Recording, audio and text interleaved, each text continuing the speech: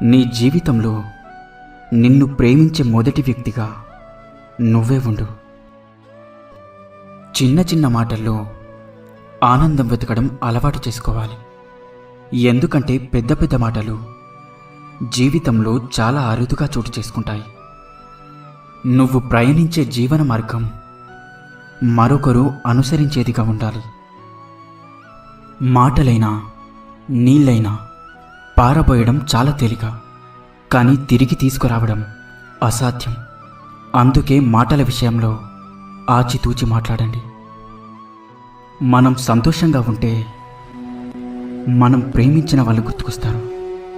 అదే మనం బాధల్లో ఉంటే మనల్ని ప్రేమించే వాళ్ళు గుర్తుకొస్తారు. కాదంటారా? భయం ఎప్పుడూ భవిష్యత్తును నిర్మించదు, కానీ ఆశ నిర్మిస్తుంది. మౌనమే ఉత్తమం.